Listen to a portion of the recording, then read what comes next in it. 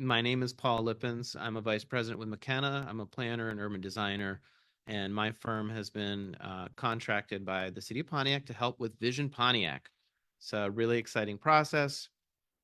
We are working with residents, stakeholders, city staff, and the city planning commission and city council over the next 9 months to assist with updating the master plan for the city. And I'm going to do a presentation today that kind of outlines the process as well as some of the initial findings for the graphics and data analysis for the project. I would like to start. I think the best way to introduce this is to have a message that the mayor created for this meeting be played, so you can hear directly from the city about how important this process is and what the city hopes to get out of it. So I'm going to do a share screen here and play that message, and then I'll get back and do a presentation. Hello, Pontiac. I'm Mayor Tim Greimel, and I want to encourage you to get involved and let your voices be heard as we update the city's master plan. The master plan is an incredibly important document for any community. It's really the roadmap for where we want to see Pontiac go in the years ahead. It includes things like possible changes to zoning, strategies around housing and economic development, and improvements to public infrastructure, including our parks. It is so important that we hear from you, our residents, at every stage of this process. Pontiac is your community, and this vision for the future has to be guided by you. What you want to see as we seek to improve the quality of life for everyone in Pontiac and continue to make Pontiac an even better place to live, work, and raise a family. Thank you, Pontiac. And I look forward to seeing you at one of the many opportunities for the public to provide feedback during this months-long process.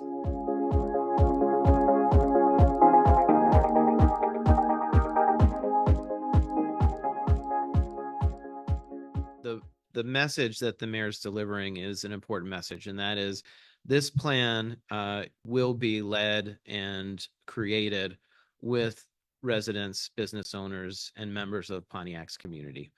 I couldn't agree with that message more, and I'm really interested in having some fun, working with everybody, meeting people, having those great discussions about what makes this community tick. And we're going to cover a little bit about how we're going to get that done. And I'm going to also share some findings, some initial findings with everybody today. So I'm going to now share my presentation screen, and we will get into it.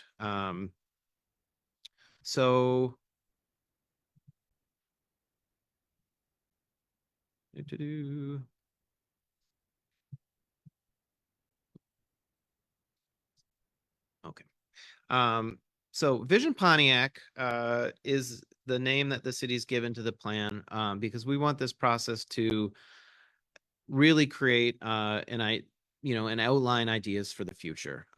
It should be inspirational. It should be a vision. And this is one of the unique times in a city policymaking process where we can look 20 years out, 30 years out, even 100 years out, think about what the city can be, what it should be in the future, and step outside of the normal day-to-day interactions to find something aspirational and to articulate that into a document that can be a guidance for not only the city policymakers, the plan commission and city council, but also for residents and business owners. This is a process that creates a shared vision. And I sometimes describe it as a living plan. We want this document we create to be brought to life, and it's brought to life by the people who are working every day to make Pontiac the place that they see for the community. And so I'm going to introduce my team. My name is Paul Lippens. I've said that a couple times, but we've been just working with the technology to get this going further. I'm a vice president. I've been doing planning for more than 20 years, planning in Michigan for most of that time. And working with residents on processes like this is really my sweet spot. I love it. I love these conversations. I love hearing about what is really important to everyone, and I'm really looking forward to the discussions that are going to come out of this process. Also, want to briefly introduce some of my core team members. Brigitte and Alexis are going to be very vital in this process. Alexis is actually working on a housing study for Pontiac during this time as well, which is the interplay between those projects. We're going to be working on throughout the whole time. So we will definitely be asking lots of questions about housing, and we want to hear about your neighborhood as we go. Brigitte is a downtown planner, and she'll be working with me specifically on mobility issues in downtown. We also have Ashley Jankowski on this project. Ashley will be a face that everyone will see frequently, and specifically leading the part of the process that is about commercial redevelopment outside of downtown. We were happy to have also working with us Alexa Hunt, who was a planning intern for the summer, and we hope that she stays on a little bit this fall. Alexa is a current student at the University of Illinois Chicago and was bringing some of her interest in corridor redesign and redevelopment in cities to the project over the summer, and she helped a lot with the demographics finding that I'm going to present today as well. Oh, awesome. So now I have something where I can kind of see the comments, and I would say thank you so much to everybody for a little bit of patience as we get started. We know these webinars are fun, and one of the great things is it allows you to participate, have a discussion from home, right? So thank you for tuning in. We're going to do a few of these throughout the process, and we might evolve the formatting a bit, but it is really fun to be online, and we're going to do our best to engage and provide the kind of the same opportunities for people to participate via via the internet throughout the process. So want to pause here too and say we're really happy to be partnered with Elnora Ostel and Associates. Elnora is a specialist in public engagement processes, and she's bringing a wealth of expertise to this and helping to organize all of our engagement activities. So I'm going to run through some of that today, but I want to give credit to her and her firm for really helping to create the vision for how we're going to conduct outreach for this process. And mention too, we're also working with Gibbs Planning Group on some of the analysis. Gibbs is a national expert in retail market assessment and commercial tenant attraction. So he's going to bring some specific expertise in terms of economic development and redevelopment to the plan. He also has a history of working in Pontiac, and his firm is located in Southeast Michigan as well. So he's a great partner, and we're really happy to have his firm partnered with us on this as well. So I mentioned this a little bit. I'm going to cover, which I think is important, just some basic information on what master planning is and how it relates to the legal framework of governance in the state of Michigan. Want to cover a little bit about the demographics finding and talk about where we are in the process as well. So what is a master plan? I kind of hinted at this as I was doing the introduction there, but master plan is really the policy document that guides future development for cities and townships in the state of Michigan. It's a unique planning process because it can also sit kind of in the center of many other policies and planning documents that cities undertake. So that's my graphic kind of here is saying, oh, you have a lot of sub area plans, a lot of things that you might get specific about, and the master plan can actually be a place that coordinates between those things. So a very common example is most cities have a parks and recreation plan, and that parks and recreation plan will reference or be referenced in the master plan, which is the document that kind of controls and is at the center of policy for cities. If you're familiar with the concept of zoning, zoning is actually a day-by-day regulation. So for residents, most of the time they interact with zoning, it's on kind of simple issues relating to the property they live in. It might be how fences are regulated, or if you want to put up a shed, what size shed are you permitted to put up? Zoning gets a little more complicated for commercial and industrial development. Uh, Zoning controls the type of uses and the form and function of those uses and how they can be built. So anytime someone either substantially renovates a building or reconstructs or puts on an addition for commercial properties, there's a requirement to comply with the city's zoning ordinance. Over time, things change, and the city may wish to amend or change that zoning ordinance. And this actually happens fairly frequently in urban areas and rural areas as well, where the text needs to be amended or a regulation needs to change. And, you know, it's not uncommon for cities the size of Pontiac to even do 5 to 10 text amendments a year to respond to urgent issues, depending on how recently a zoning ordinance was updated. Um, when cities do take that initiative to update their regulations, the best practice and guidance that's provided in state law is to do so in a way that actually is implementing the community's plan. So that's another reason why this process is so important, because we need residents to help us make those policy decisions, to make them in a way that can be endorsed by the city's plan commission and city council.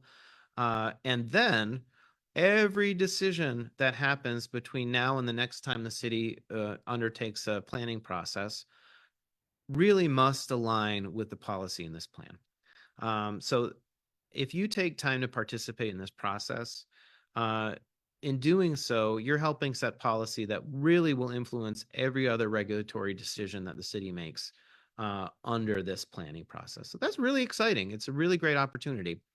Um, the other really kind of functional thing is when property owners or new developers are trying to make an investment in the city, they will look at the plan. They will say, what does this plan say? And is my vision for this really cool thing? Maybe someone wants to, build a new housing development, and they want to make sure that their investment aligns with what the city wants to see. They'll look in the master plan to see what it says. And even if the zoning isn't right, if the plan aligns with their vision, they know that they have the support of the community, mostly, the support of planning commission, mostly, the support of city council, mostly. Um, and that initial decision to make that investment is made that much easier because the community has a plan and the community has stated a vision for growth and decision making in that plan. Um, so, as the mayor said in his message, public input is essential to the Vision Pontiac process, and that's because the city staff, the city leaders, all really are looking to community members to help create the vision, to help outline the actions and the strategies that will address the most urgent needs of the community. And it really is important that we get those ideas into the plan. How could we do that without the people that know the community most? The residents, the business owners, the property owners, the people that have been investing and helping to create Pontiac for so long. Community members are the experts. We are here to learn from your expertise. We are here to work with you and help to hear all these ideas and then create a logical, well-organized structure to implement them. One of the things that I kind of say in this process, this part of the process too, is that there really aren't any bad ideas. There are some ideas that are better than others. Let's be honest, right? Some ideas are captivating, exciting, and those ideas maybe win the day. But we want to hear everything, because we don't know if things are going to change 2 years from now. So if what we really want to do is catalog and find a way to organize the types of things that residents want to see. And in that way, a plan can really include many, many ideas. And one of the promises I like to make as a project manager is if you come to a meeting, if you take your time to fill out a survey, we will do our best to make sure those ideas are reflected in the plan. And if they don't make it into the main document, they will be documented, and so that everyone on Plan Commission and Council can see some form of documentation of all of the great ideas that we hear. But I think most ideas we want to get into that action plan. So come introduce yourself to me, introduce yourself to the people on our team, and we will talk to you and learn about what's important to you and find a way to get those ideas and thoughts reflected in this plan.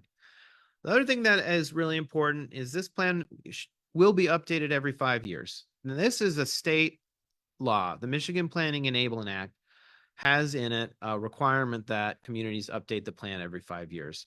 Now, there's no master plan department at the state that's going around and checking if it's done or not. The MEDC and the redevelopment ready communities does check to maintain redevelopment ready status, how frequently plans are updated.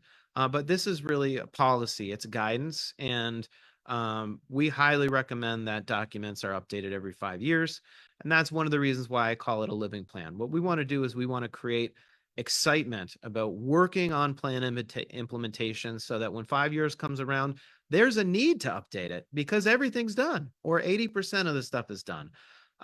We want to get things moving. So at the very least, there's an update that happens to the action plan that says this is in progress 5 years from now. So we really want to create something that's living and moving from day one. And that's another thing to remember. We're not waiting until the end of this process to start working. So we're starting work now. If there's good ideas, there's no reason why we can't get rolling on them right from the start. So this is your opportunity to come and contribute. If there's things that you know, ideas that you've been waiting to see happen, even a dialogue that you want to start with the city and then continue throughout this process and after, you will see your ideas come to life if you take this call to action and come and let us know what you want to see. The Planning Commission has a unique role in this process. The Michigan Planning Enabling Act creates the Planning Commission as the body that really is in charge of shepherding the master plan.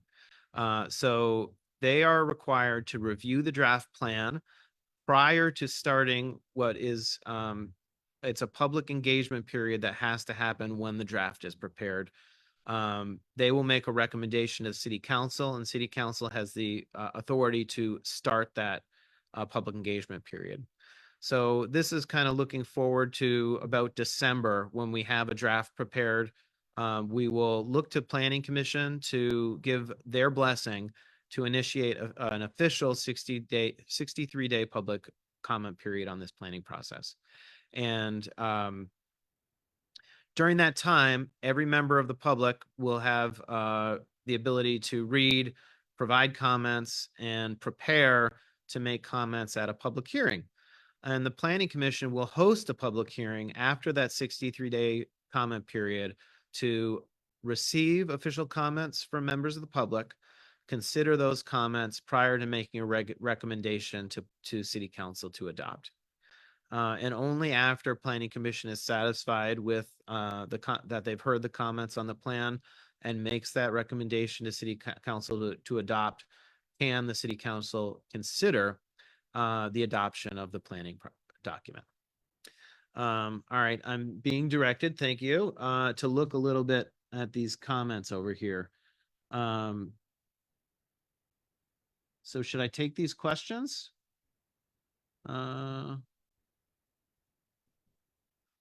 Briefly. So I'm just seeing a few comments here. Someone said that one interesting idea is to daylight the Clinton River. Really cool idea. I think daylighting and restoration of riverbeds is something that it definitely needs to be investigated. More commercial real estate on major roads and local neighborhoods. Liking to see more industrial parks for job growth. I'll get to the areas of focus, but job growth is something that we've been tagged with hearing more about. And yeah, I see someone putting a point on community members are the experts. I am glad that we got some agreement on that. So I love it. Thank you so much. These are good. All right, I will remember to look over here at the comments as I go, because I would like to take questions throughout this. So yes, and when you go to the public hearing or come to Planning Commission, remember you can make comments on the plan throughout the process too. We will be making several presentations both at City Council and at Planning Commission. And it's a good time to hear. Actually, I was at a Planning Commission meeting last week, and during public comment, one of the participants did make a comment about the master plan, and I was able to talk a little bit about that in my presentation. So this is kind of preliminary, but we're ironing out these goals. But I'm excited that really from the get-go, City Council established the focus areas for this project. And there are these 7 areas right here, focusing on neighborhoods and housing, focusing on redevelopment, focusing on workforce development, which is the job growth point that I was referring to a minute ago. Downtown and commercial development, transportation and walkability, historic preservation, and then of course, future land use. One of the main things that the plan has to do is think about how the city should develop over a long period of time. So thinking about transportation, walkability, thinking about redevelopment and housing development, all of that also will be integrated into a future land use plan. And I think about that as a map that relates to the zoning map. So here on the one hand, you have the zoning map, and that zoning map is the regulations today. So if you live in a residential home, you're going to have some rules that apply to what you can do at your house, and that's in the zoning map. Well, the future land use map is the map that says this is how we want to change. So let's say right now you could do a duplex or a single family home in the neighborhood you live in. We might decide that you want to also be able to do a triplex or a small apartment building. And those are kind of the housing discussions we're going to have. So on the future land use map, we'll create and understand those changes about how we want to see neighborhoods evolve. And that way, for the zoning map can be updated according to the future land use map. So those 2 documents go hand to hand.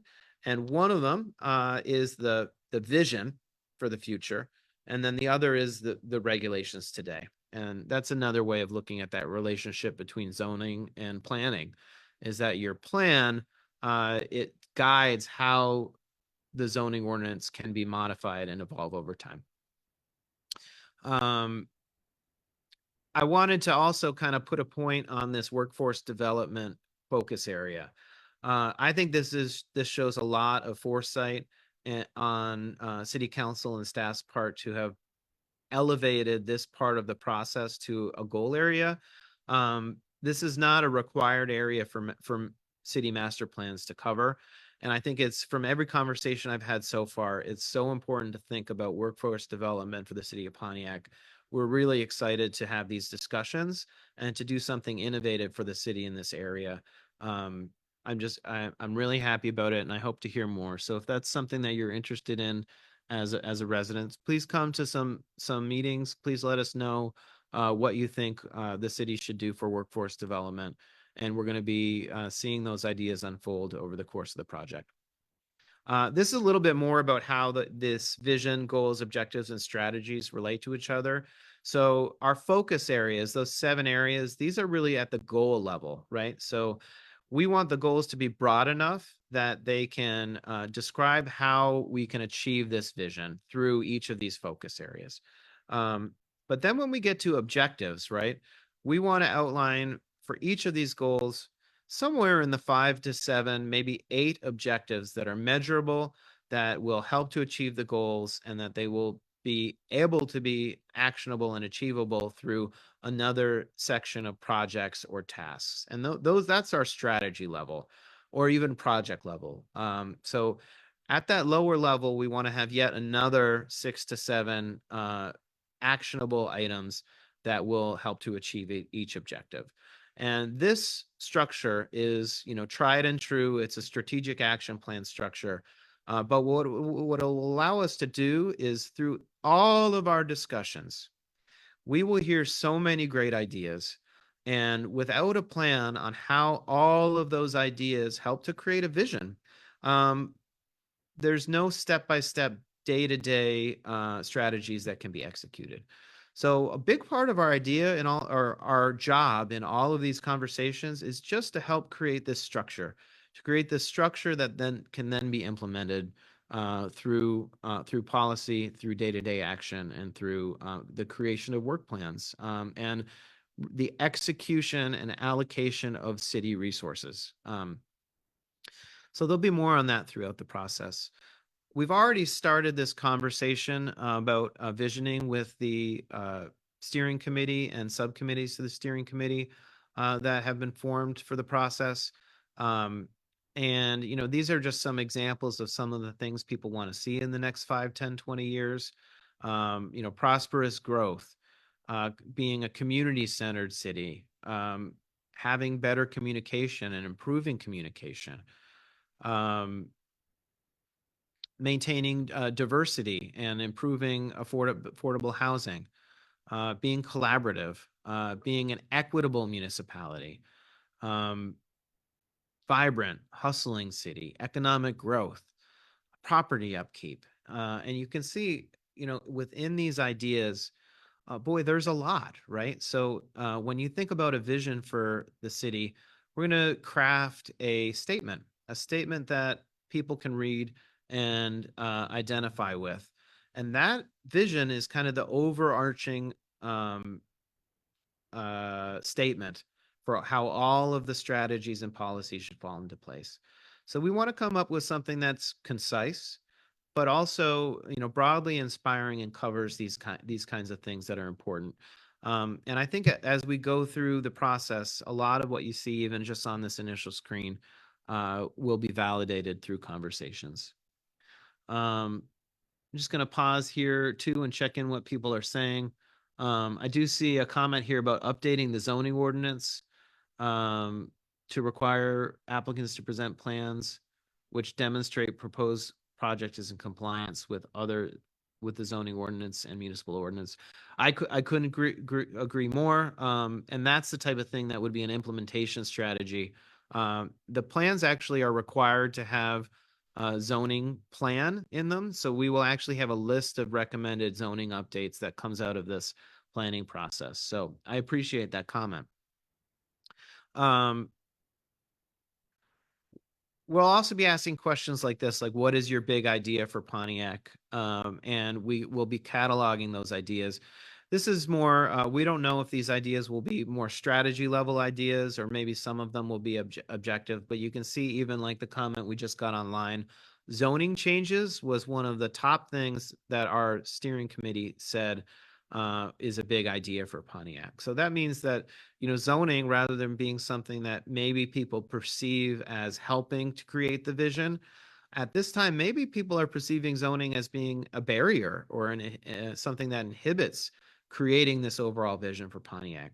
So part of our challenge is going to be to articulate what types of zoning changes are necessary to achieve the vision, because zoning should help and enable the type of changes that people want and only really be restrictive on the types of changes people don't want to see. So that was a good time to update and change those visions around a little bit so that we can actually amend the zoning ordinance to be more useful for people. Some other big ideas, you know, focusing on arts and culture events, creating business incubators, helping to create businesses downtown, removing barriers to business, making the city an affordable place for city workers, working together. You know, revitalization of downtown comes up a lot, as well as entertainment destinations, being collaborative. These are really great. I love the young entrepreneur zone too. That's a really interesting idea. So I did say here too, there's another question, which is what is the mechanism for collecting suggestions and comments of the public? There will be lots. Thank you for that question. I appreciate it. There will be lots of opportunities for public involvement, and they will be both in person at meetings as well as online. There is actually today launched visionpontiac.com, which is a place to go to learn more about the projects. And there also is a survey that is live today. So you can start taking that survey right now. And yeah, remember that your comments are important to the master plan process. And please bring your ideas and comments to our upcoming public hearings. And we will use your public comment to discuss the master plan project with city council meetings. So yeah, please remember every planning commission meeting and city council meeting during public comment sessions, that's an opportunity. If that's the only time you can come, you can make comments at those meetings. Those meetings are broadcast, and that's a part of the public record, which we will reference throughout the process. We also have a series of events, which I'm going to describe in a minute. And we're looking forward to those in-person interactions. We also have this website that's launching, visionpontiac.com. It's live today, and there's a survey up there today that you can start taking. And we're going to do a few of these too. So I'm going to be online with some webinars throughout the process, interacting with people online. So much appreciated for that comment. Thank you very much. All right, so a little bit about the schedule. This is what we're looking at.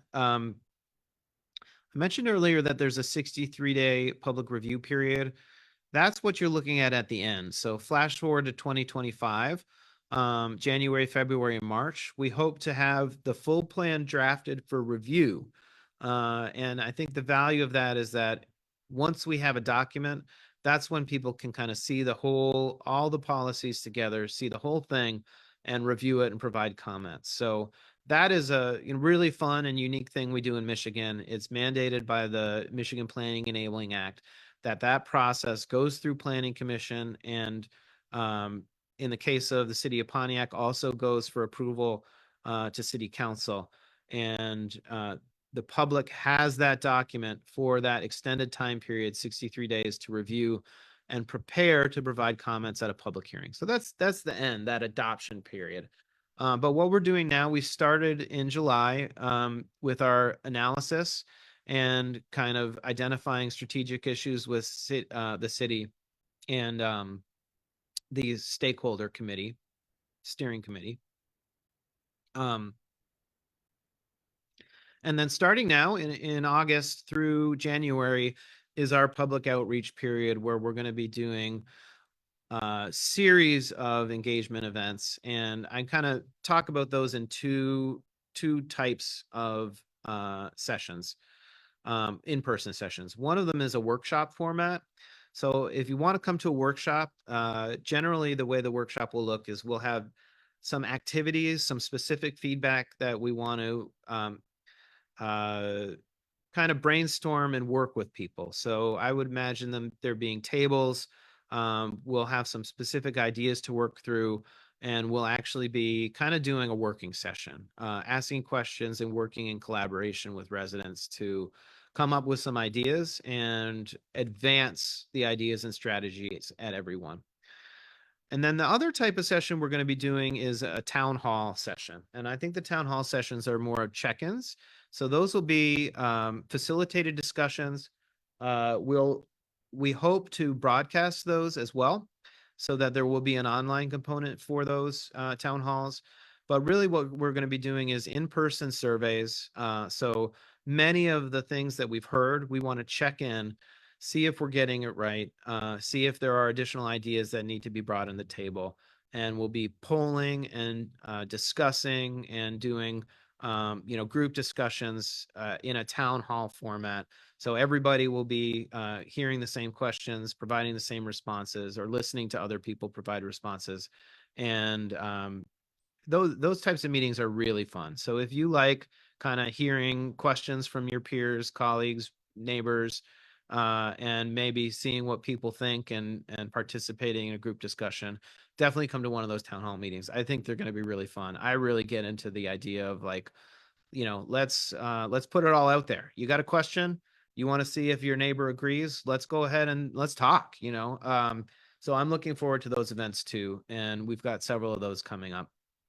Um, and while we kind of work through this process, as I mentioned earlier, just one more thing, we're also doing these virtual webinars. So periodically, we're going to provide this as an opportunity as well. And we're going to utilize this structure, this community meeting structure, to work through kind of 3 phases of plans, developing a roadmap for the community.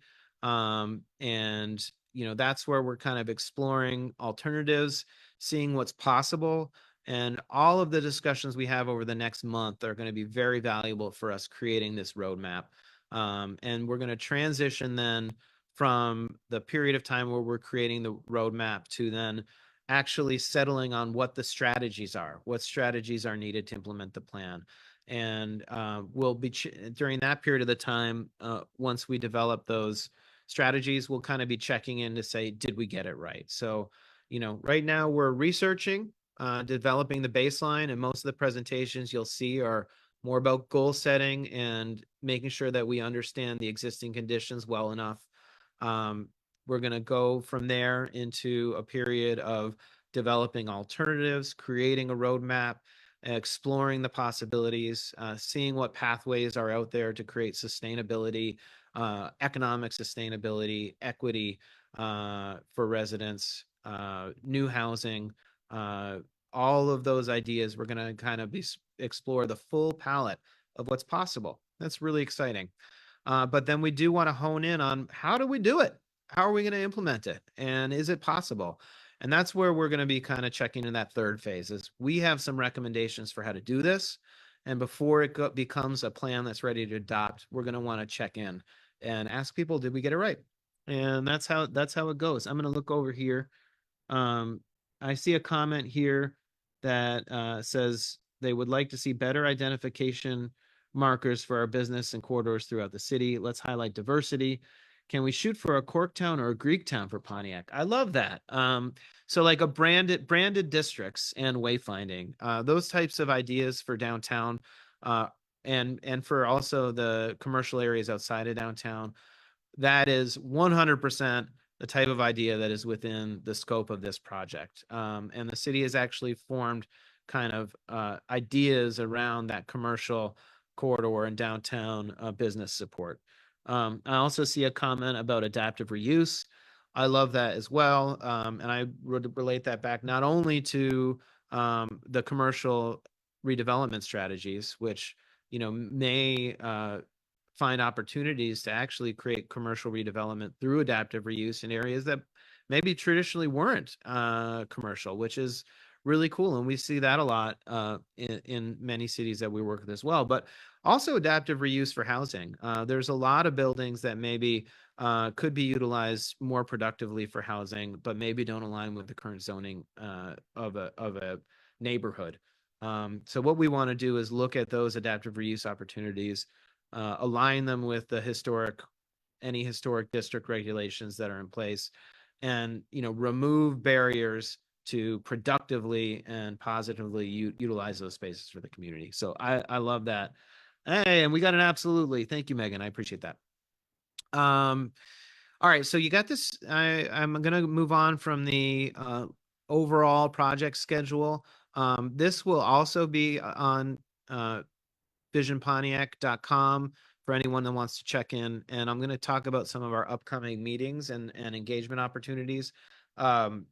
These meetings also will be on visionpontiac.com. And really, right now, these meetings right here are the ones that are immediately on the horizon.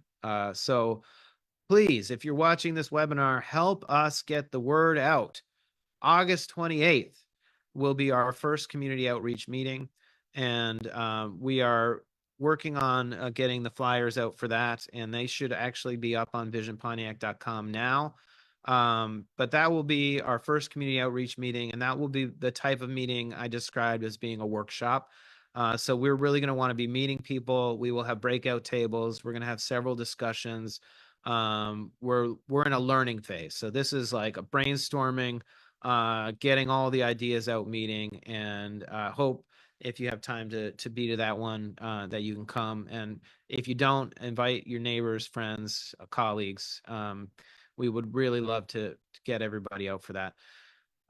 Then following that in September, we were going to have that first town hall meeting that I mentioned. And I'm really a fan of the town hall meetings, because one of the things that those are really good at is dispelling any myths or misunderstanding, right?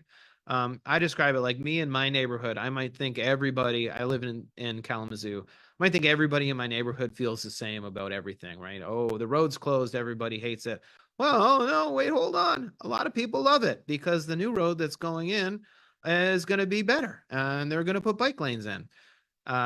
So, these types of things, I'm bringing them as kind of a fun example, right? When you go to a town hall, you might learn something new, or learn that some of your neighbors actually have a different perspective on something. And getting that out in a public format is something that's really fun. So the only thing I ask at town halls is that everybody comes with an open mind, you're ready to have a discussion, and you listen.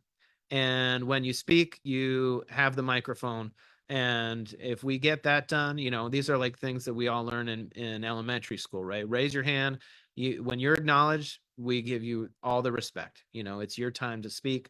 And, those types of meetings, they can go a little long, but they're also a really good opportunity to just share and learn not only about what you think for your community, but what, other people in the community think. So we hope to also broadcast those meetings like we're broadcasting this, and there will be some surveying at those town hall events too. So even when we ask some questions that are not um, meant to be answered on the mic, we'll ask some survey questions, and everybody will be able to see the responses live, which is really fun too. So um, following that town hall, I will do another update. So this virtual update is kind of letting everybody know about the plan and the process. We're going to kind of go back at the end of September, and I'm going to update people and let people know how those two meetings went as well. So if you aren't able to come on the 28th or the 18th, we will provide an update on the 24th. So we'll check in, and you can hear a little bit more about what we heard and learned in that part of the process. Town halls are a benefit to the community with Total City. Pastor Jones. All right. Very cool. Shared pathways also. All right. Good. I understand that comment. Adaptive reuse and shared pathways. So yes, I've heard a lot about the mobility system as well. So very good. Thank you for those comments. And I agree. Shared pathways are important. So this is a snapshot. I kind of described in more detail the meetings that are coming up. Just kind of thinking out there. We do have the entire schedule outlined right now. It's possible some of these will change slightly, but we plan 2 more community outreach meetings in October, currently targeted for the 3rd and the 16th. In November, we're going to go back to Planning Commission, kind of with the results of round 1. And then we want to do another town hall meeting, kind of to say, actually, the planning, that'll be the results kind of round 2. And because we're going to be getting into, at that time, our roadmap. We will have a kind of the roadmap prepared at that time. So Planning Commission, we're going to be the first draft of the roadmap, and then that town hall meeting in November, we're also going to be sharing that first draft of the roadmap, kind of testing it before we come up with our implementation plan. Then we will do another community outreach meeting on the 20th. We're going to start to get into the implementation plan at that point, hoping to kind of have that first iteration of implementation. And then we'll be presenting to City Council on the 26th. At this point in time, we're going to have pretty good, I would call it an 80% draft of the plan. We won't have the plan released at that time, but we're going to be able to present to City Council really the bones of what we would say is a draft plan. And then going into December, this would be the initiation of the 63-day comment period. So at the December 4 Planning Commission, our goal is to have that completed draft and be requesting that Planning Commission is prepared to make a recommendation to initiate a 63-day public comment period. City Council then would have the ability to initiate that public comment period on December 10th, and on December 11th, what we would do is, assuming that city council does initiate the public comment meeting, is we would do the third virtual out a webinar. And at that time, I would basically be helping. I'll plan to walk through the plan and let people know where they can submit comments, and prepare people to review the plan during that 63-day comment period. And one of the values too of doing these virtual webinars is even folks that miss this today, they'll be able to, listen, watch, fast forward, and, go back and reference this document as kind of where we are in the process. So that's the whole process. And I'm seeing another one, fix the MLK bridge. Thank you for that comment. That is a good idea, and I'm sure will align with some of our transportation recommendations. So the last part of my presentation today, I'm going to run through some of the initial findings for demographics. This presentation, or a version of it, will be on the Vision Pontiac website for review. And if you go there and it's not there, don't worry. We're going to keep updating this website throughout the process. It's kind of a moving process, but we'll be able to update all of the exhibits for the material throughout the process. And a version of this presentation will also be on that website for review. So the importance of actually doing demographics analysis and kind of what the city is today research is that what we really want to do is make sure the types of things that we're hearing in person and the impressions that people have about the city are actually reflected also in the data. And usually what we find is that the things that we hear are actually validated in the data and the research as well. Occasionally, there's a surprise. And when there is a surprise, we want to kind of dig deeper.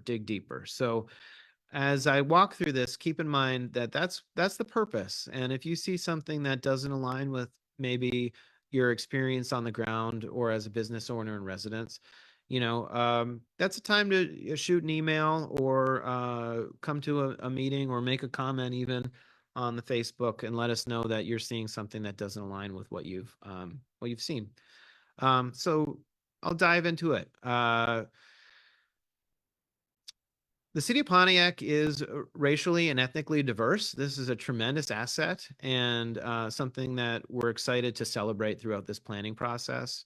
The city is more than 50% Black, which is many cities in Michigan are Black majority. And I've worked and done planning for Ecorse and more recently for Benton Harbor.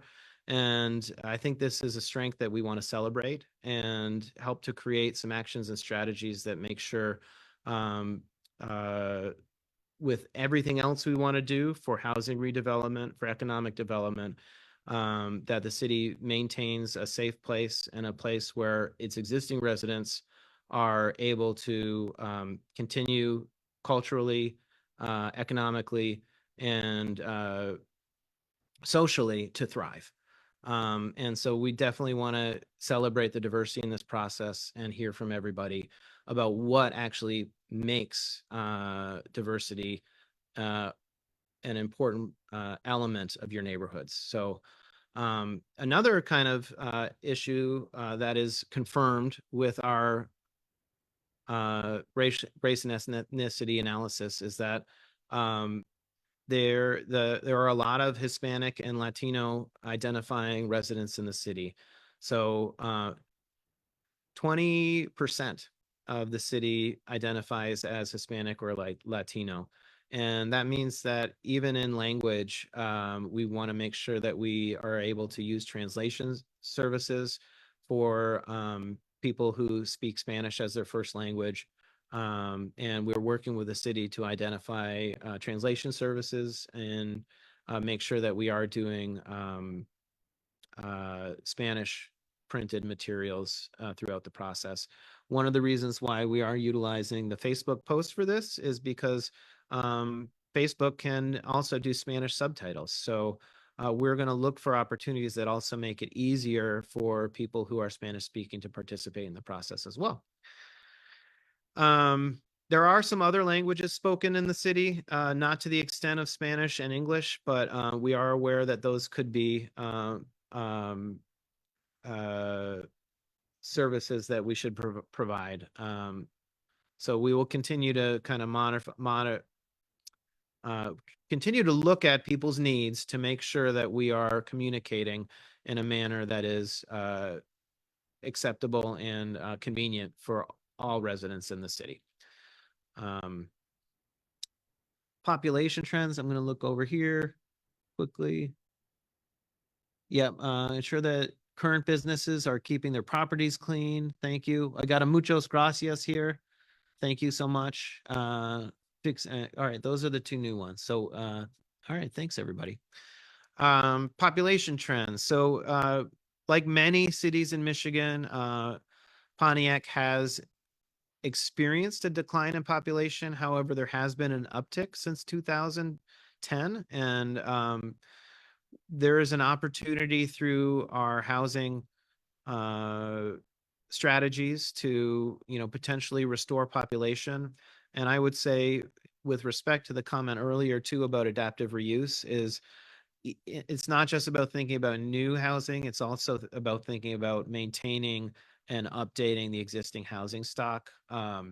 Many of the houses that are in Pontiac are great bones. These houses cannot be rebuilt for within modern construction materials for anywhere near the cost. So in thinking about targets for new housing, new residents, new development, I also think it's important to set targets for rehabbing, maintaining, updating existing houses to make sure that all the existing houses are the best that they can be as well. And in doing that, you can prepare the city for new population. And that's one of the things that you should think about when you look at a graph like this that shows declining population. In it also kind of holds the secret to restoring some of the capacity of the city, because what people mean economy, people mean great neighborhoods, people mean entertainment, social activities. So, we have an opportunity here just in restoring population loss to bring the vision for Pontiac to life that I've already been hearing people talk about. And this kind of shows it from another perspective. So this is population density, and it shows where the areas in red are the higher density areas, the areas in yellow are the lower density areas. One of the things that isn't shown in this map is, where the industrial areas are, where the parks are, where mostly street or infrastructure are. So it's a little misleading. I wouldn't necessarily assume that the yellow means that it's altogether less people. This map is organized around census tracts, so we can investigate a little more further. But what it does show is that there's a higher concentration of people on the northwest side of the city and right around downtown. And that is what we expect. It may show that there's more opportunities in some of the yellow areas to create new housing. We'll have to investigate it further. But what this does show is that the city in its most populated places is at a density of somewhere between 7 units per acre, or 7 people per acre, and 12 people per acre, which translates about to 2 units per acre to 6 units per acre. And just from a development density point of view, what that says to me is there is an opportunity for infill housing. There is an opportunity for new housing. And some of that can be teased out just by looking at the dimensional standards that are applicable throughout the city. So I think we have an opportunity here to think about creating more opportunities for housing that's confirmed with this map. Looking a little deeper at the housing trends. The median age of housing units are 53 years old. That's a good thing because the construction materials and quality in older homes is generally very good. It's a bad thing because if they haven't been updated, they could be in desperate need of maintenance. So what this says is there are great opportunities in neighborhoods to improve, renovate, and maintain the existing housing stock, and any new housing could complement that very well. So I would think about it as a palette of building types and materials. And the base of that palette is the existing housing stock, which must be preserved and protected. I'm just going to go to a comment here. We must find a way to meet the silent group who play a major part in housing, working, walking, parts of the city impacted by an economics and socialization. Pastor Douglas Jones. Thank you, Pastor. I appreciate it, and I agree with you. And I look forward to hearing more about it for sure. And we have, I could say, so far, a lot of our efforts in developing an outreach strategy have been revolving around making sure that we do reach people who might otherwise not participate in political processes, which a master plan really is. This is a city process. So we want to make it exciting, fun, natural, meet people kind of where they are. Mark, the city planner here, has been really working hard to identify places that are fun, places that are located around the city.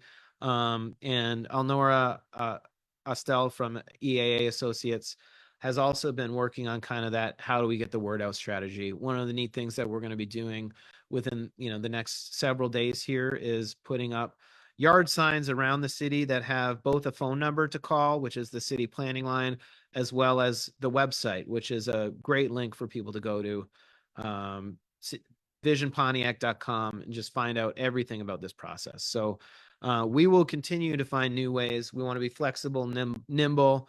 We're not rigid or stuck to any one way of doing things. This is a learning process. We're going to be looking for every opportunity to make a pivot and figure out a better way to reach people, because what we really want, I'll use the word many times, fun. I really think that these are exciting processes, and we'll make it a good time to have these discussions. Going back to this housing trend slide that I was on here.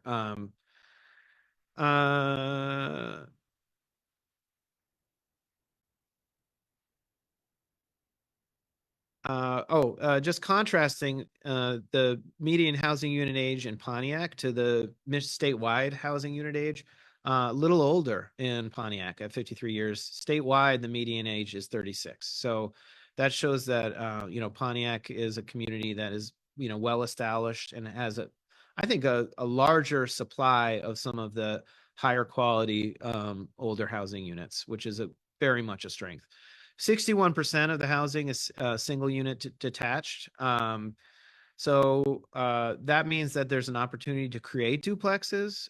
It also means that you have a good supply of single family housing, and adding some other unit types is potentially an opportunity. 33% are two or more units. So that is also says that if we do take the opportunity to permit new housing or to encourage new housing as duplex, triplex, small apartment buildings, that they won't be out of place because many of those types of units do exist within the city, spread throughout the neighborhoods. Here's thinking a little bit about home value here. The median home value in Pontiac, well, it varies. In Pontiac, it's 100,000. Oakland County, it's 300,000, and statewide, it's 224,000. So the median home value is a little less, about half of what it is statewide. And Oakland County has some areas that have, very high housing values. So I don't think it's uncommon or a detriment that the median home value in Pontiac is 100,000. I think it's actually a strength. I think what it shows is a fair amount of affordability for workers and residents to live here. And this is something that I think we want to keep in forefront of mind as we create a housing strategy, is how to continue to make neighborhoods affordable, but while also improving and providing some diversity in housing. And I think diversity in housing should also include some higher value units, some places where maybe residents of higher income might find interesting, and that's another way to evaluate and to create diversity in housing stock, and especially in a city like Pontiac that has so many resources and strengths to share. So this map here that I showed a minute ago does show kind of how the median home value varies throughout the city, and the higher value properties are on the west side of the city, the north side of the city, and around downtown. So this is kind of another kind of interesting map. Again, we have to dive in and look at exactly what's happening. These are just the census tract areas, so this is the way we can present the data based on how the U.S. Census records the data. But it shows an interesting pattern. This provides us a way to investigate and then verify that data on the ground. And by talking with people, is there an opportunity to create more affordable housing on the west side and the north side of the city? Do we want to target some newer housing developments, market rate housing developments on the west side and south side of the city? This type of map kind of helps to show what we may be able to think about as we create the future land use plan and a strategy for adaptive reuse. On the ground, I'm seeing another comment here. On the ground observation of how community are using certain areas, spaces in non-traditional ways. I like that comment too, for sure. That's something that we can learn about through conversations and talking with people. Also, just doing some investigations, right? So I definitely agree. Places and spaces kind of live beyond what we think about when we look at a map or when we just drive around even. I think getting the feet in the ground, walking around, looking at places, it really helps. I'm going to keep going here. Income trends, the median income in Pontiac is lower than Oakland County and also lower than state of Michigan. I would say it aligns more closely with the state of Michigan, but still, I think this is a disparity that needs to be addressed, particularly in our workforce strategies. Pairing the labor market to job opportunities, developing training strategies that create new jobs and new jobs in the industries that are growing mostly in the state of Michigan, in Pontiac, close to Pontiac, thinking about transportation trends, getting people to and from jobs that are higher value, higher paying. These types of strategies are very important. And I think that's why this issue has been raised to the level it is in Pontiac, is to address, something simply like this is, disparity in median income between Pontiac and its immediate surrounding areas in Oakland County. This is something that certainly some strategies can help to address. And again, if we look at this trend and compare it to housing values and compare it to housing age and density, you see that the income is higher on the west side of the city.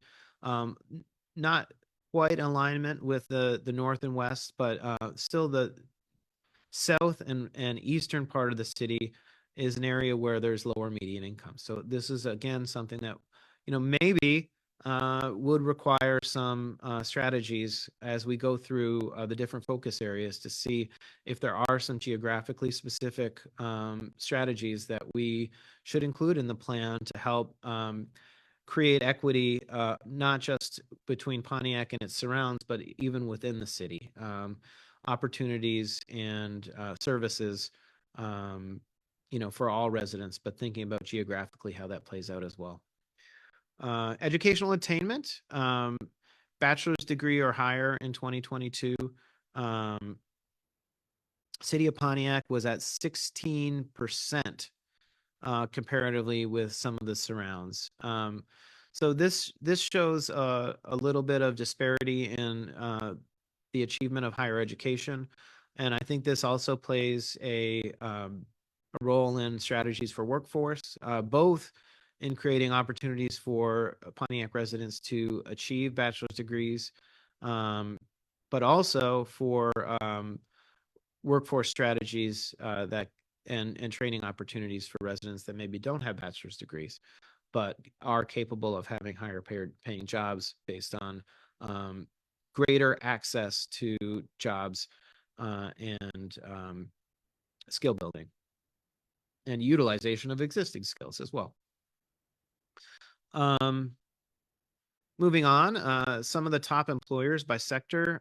This is fairly consistent with what we see in the areas around Pontiac, but education and healthcare and manufacturing are the highest sectors. Professional admin and construction are on here as well. I would say all of these, even though those two at the bottom are less than 10%, this is still a fairly high representation of jobs within the city. Occupations, similar as you would imagine from the last stat, which presented the services or the jobs by sector. These are where people work, 26% in services, 25% in profession admin, and sales, office, construction. Again, pretty large percentages represented in these 5 sectors. From a access to job area by car, you can see that there are many places, many jobs that are accessible within a 20-minute drive from Pontiac. And I think this is definitely a strength and also a reason why accessibility and transportation recommendations are going to be important with respect to workforce development and job access, because there are a lot of places and opportunities around the city, and Pontiac is really at the center of a bustling economy in Oakland County.